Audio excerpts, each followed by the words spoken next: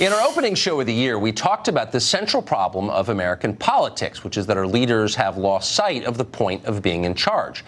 Their goal should be simple: strong American families. Anything that makes it harder to form strong families, they ought to be against. It's not complicated. Judging by the response we got, a lot of you agree with that. The piece resonated more than anything we've done in the last 2 years. In Washington, though, it wasn't very popular. One writer at National Review suggested we are peddling something called victimhood populism. That's missing the point. Populism is never the goal. It's the symptom. Populism is what you get when you blow off the country's problems for so long that voters feel they have to punish the people in charge to get their attention. Populism is a smoke alarm. Ignore it and the place burns down. On the left, meanwhile, the response was just as predictable. They screamed bigotry, which is always what they do when they don't want you to talk about something. In this case, they accused us of sexism. We dared to talk about the role of falling male wages in the destruction of the American family. That's not allowed. Okay. But let the record reflect that we're not the first ones to notice this phenomenon. There's at least one well-known politician who thought deeply about this more than a decade ago. In fact, wrote an entire book on the subject. See if you can guess who that was. All right, time's up. It was Elizabeth Warren. Back in 2003, Warren was still a Harvard professor. That year, she published a book written with her daughter entitled The Two-Income Trap: Why Middle-Class Mothers and Fathers Are Going Broke.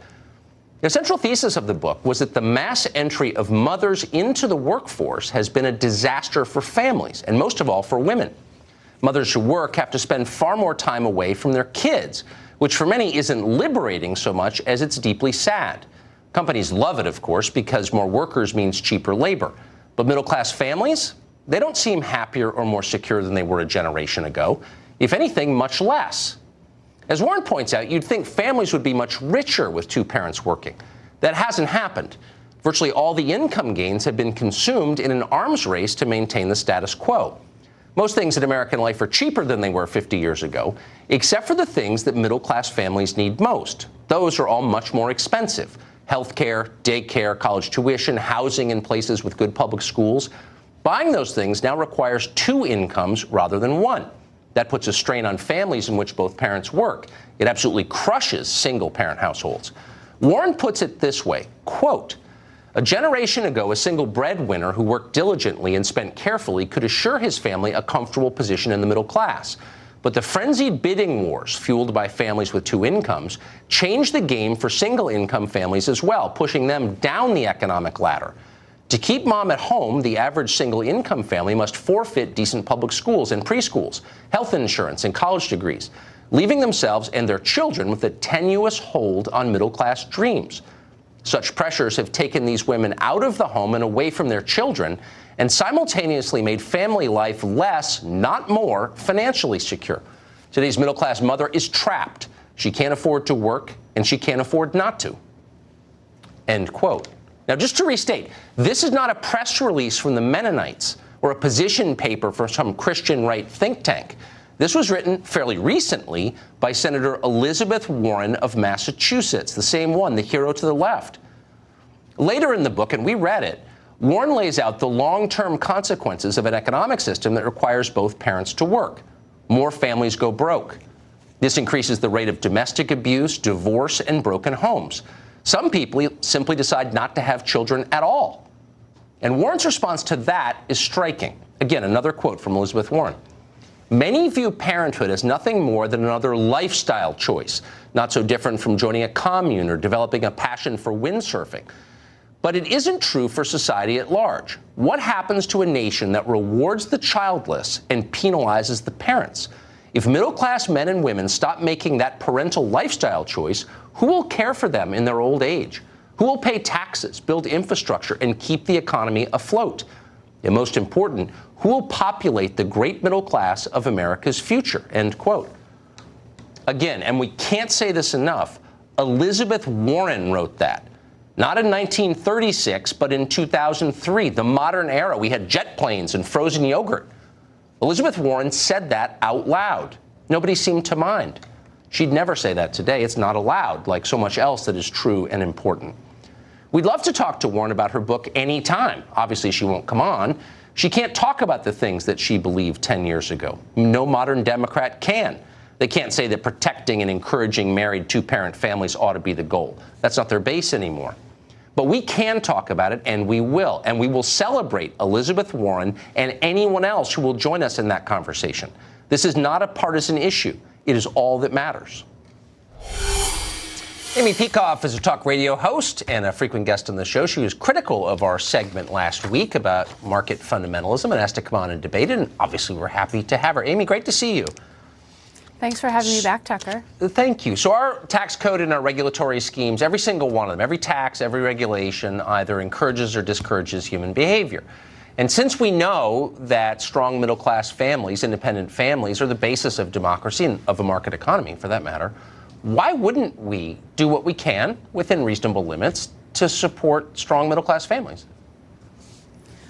Well, so what you're talking about there is market intervention. And so when I watched your monologue last week, and kudos to you for starting off the year with a bang, Tucker, when I watched that, what I saw is that while you and I have a lot of overlap in terms of what are the components of a good life, what can constitute happiness, we have a different idea of values. And in particular, what I saw in your monologue, Tucker, is that your conception of value is lacking one particular aspect that the free market provides for, which is choice. Values depend on choice, and they depend on them not just because you have to exercise reason and free will to produce human values. That's kind of a separate exercise. But if you take purpose, for example, which you talked about as a component of happiness, purpose is something that if it's going to make you happy, for you to pursue a purpose in life, it's something that you choose for yourself. I mean, imagine if the government gives you a list of approved purposes. Every market intervention, the ones that you were talking about in the intro here, you know, the regulations and the tax code and everything else, are little bits of force that the government exerts to keep people from making free choices.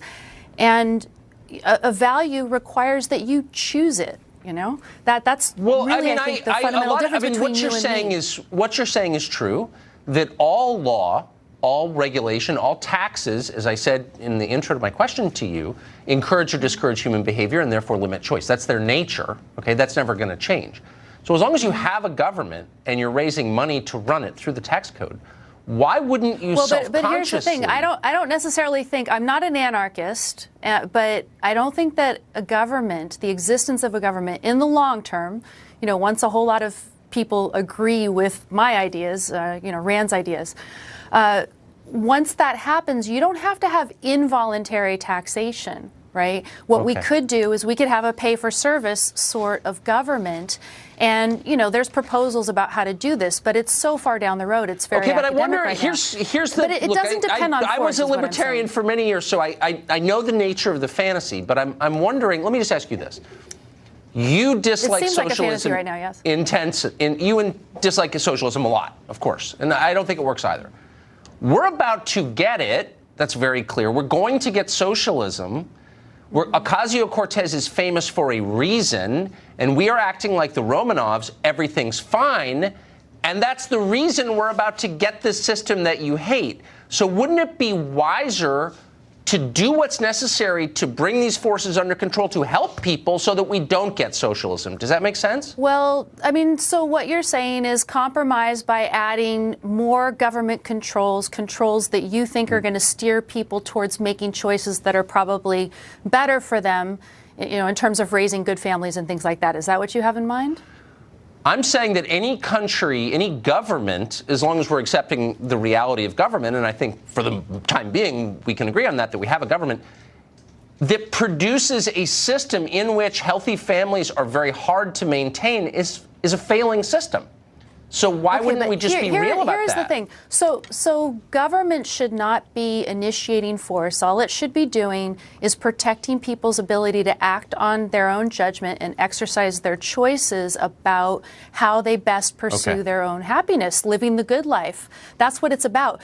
Government cannot make people happy. No market system can make people happy.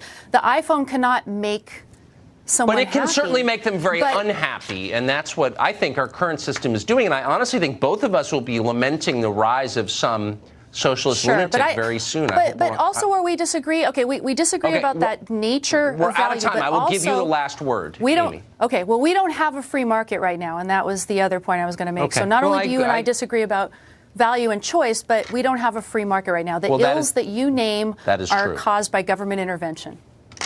Amy Peikoff, always game for a good conversation. I appreciate it. Thank you. Thank you, sir.